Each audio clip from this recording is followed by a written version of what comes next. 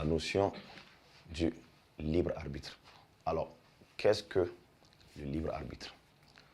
Le libre arbitre, c'est la capacité, l'aptitude que l'homme possède de répondre ou d'agir face à une situation sous la seule contrainte de sa volonté, tout simplement. En français simple, le libre arbitre, c'est la capacité que l'homme a de dire la vérité ou pas, tout simplement. Et cela relève d'une liberté naturelle, puisque tous les hommes possèdent le libre arbitre. Par exemple, si on vous demande où est-ce que vous étiez hier soir, vous êtes libre de dire la vérité ou pas. C'est ça qu'on appelle le libre arbitre. La seule détermination que nous avons à dire la vérité ou pas. Cela relève d'un aspect personnel. Cela relève de notre conscience, alors que tout le monde sait que la conscience est une donnée naturelle, tout simplement. Donc, en deux,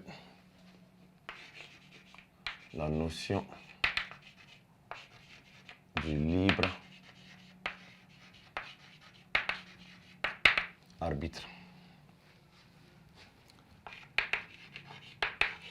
C'est la capacité que possède l'homme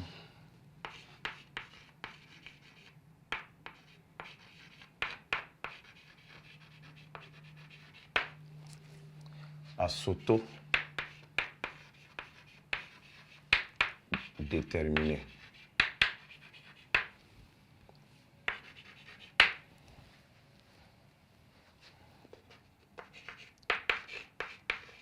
À partir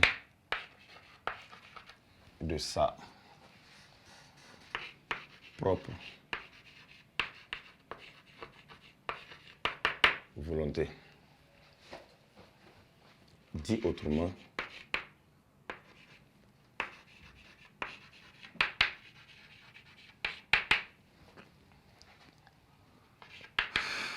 c'est l'aptitude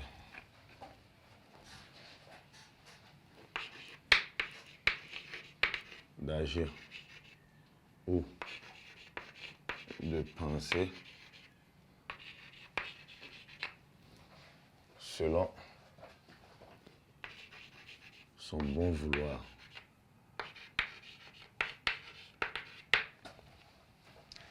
Donc, la notion du libre arbitre, se définit comme suit.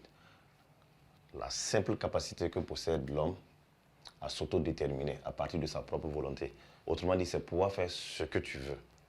Et personne ne peut arracher cette forme de liberté en l'homme, car tous les hommes possèdent un libre arbitre. Tous les hommes possèdent la liberté de penser.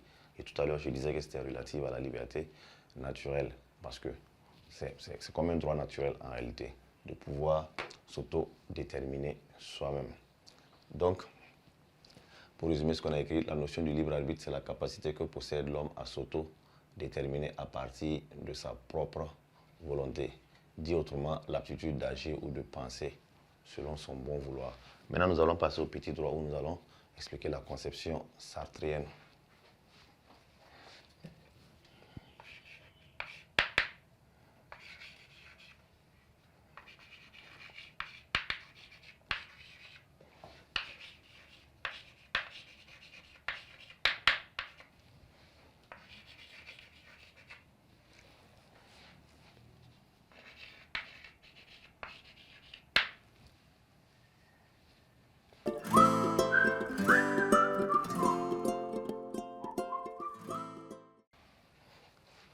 Alors, qui est d'abord Jean-Paul Sartre? Rappelez-vous, philosophe français, 1905-1980, purement existentialiste.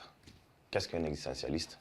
Un existentialiste, c'est un philosophe qui pense que l'existence vient avant l'essence.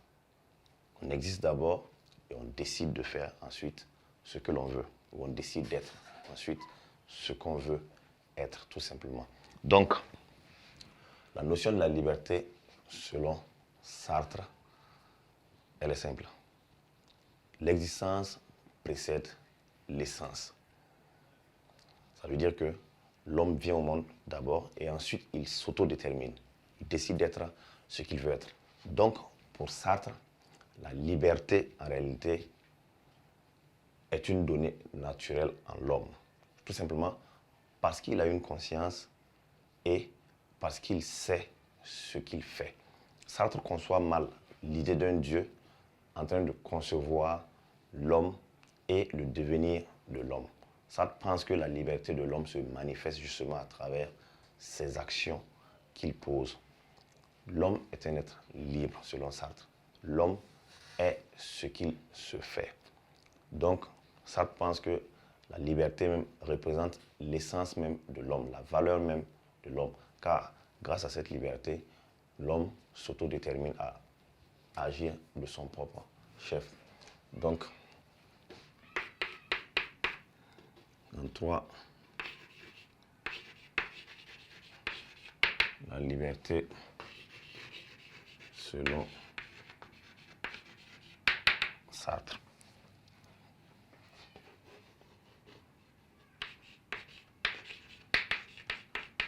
L'existence précède l'essence.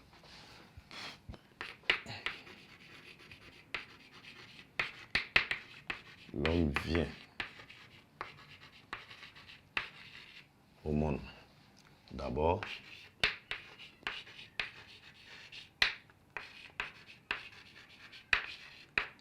ensuite il choisit d'être ou de faire ce qu'il veut.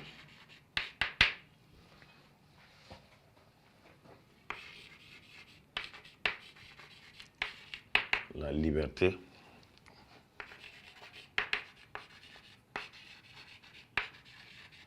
est une donnée naturelle chez l'homme de Sartre, car celui-ci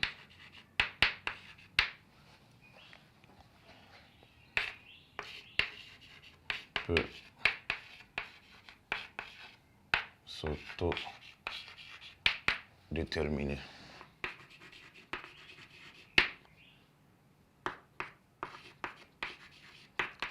Être ce qu'il veut.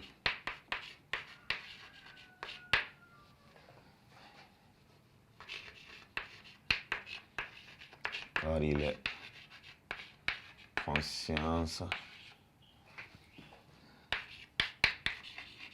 et responsabilité.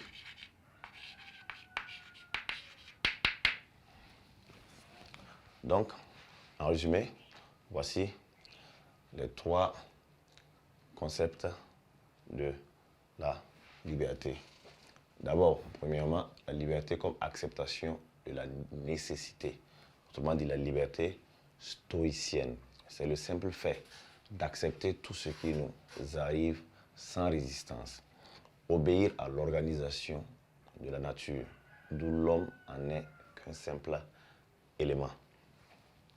Deuxièmement, la notion du libre arbitre. C'est la capacité que possède l'homme à s'autodéterminer à partir de sa propre volonté.